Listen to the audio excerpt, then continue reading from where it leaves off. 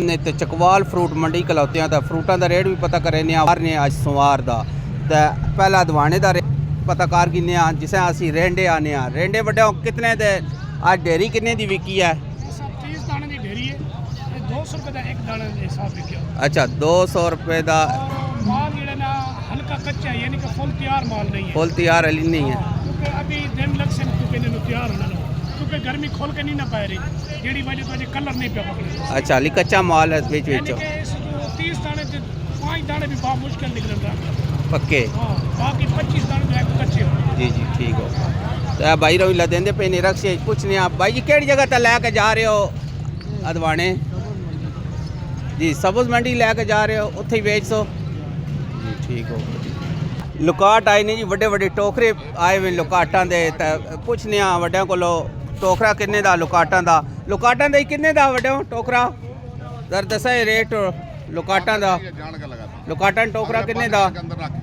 ਇਹ ਨੈਗ ਜੀ 2000 ਰੁਪਏ ਦਾ ਵੇਚਿਆ ਹੁਣ 1600 ਰੁਪਏ ਦਾ ਲਾਇਆ ਹੁਣ 1600 ਰੁਪਏ ਦਾ ਲਾਇਆ ਨੇ ਵੇਚਿਆ ਇਹ 1800 ਦਾ ਲਾਇਆ ਇਹ 1800 ਰੁਪਏ ਦਾ ਨੇ ਇਹ ਕਿੰਨੇ ਦੱਸੇ ਨੇ 1600 ਵਜ਼ਨ ਕਿੰਨਾ ਕੋਸੀ ਇਹ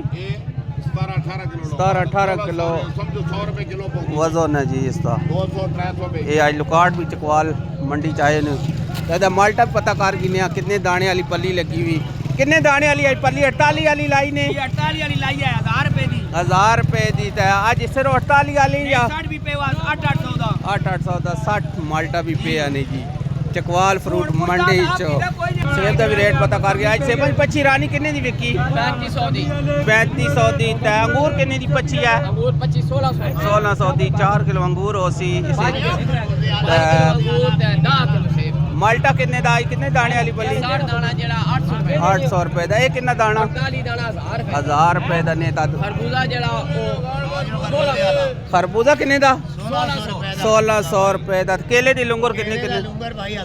1000 रुपए दा ता दवाने दवाना तो 150 रुपए दा लाभ 150 दा दवाना ने जी बड़े बड़े दवाने 150 भाई आज काटन कितने दा लाए ने अमरूदां दा काटन कितने दा है 800 रुपए दा कितना का अमरूद है ये जनाब उस काटना है 8-9 किलो अमरूद होना ने केले की गोली भी लगी हुई है 1800 1800 1600 1600 1700 मुरद सैदी होटल 1700 दा के नहीं जी लंगोरो केले दा 2000 2000 2000 2000 1800 1800 1800 1600 1600 1700 रुपये 1700 दा लंगोरो के नहीं जी। जी आबो साहब रांदे को अमरूदा का रेट पता करें किन्ने दा पच्छा 1100 दा कितना वजन है वजन ना पूछो तो बेहतर ही है नहीं 8 किलो है या 7 किलो थल्ले गाव है 25 आड़ी वड्डी है तो वजन देख लो वजन एक हो दिया मेरा अच्छा वजन थोड़ा ही है तो अगा दवाने का भी रेट पता कर गिने दवाना कई दाना आज बेच रहे हो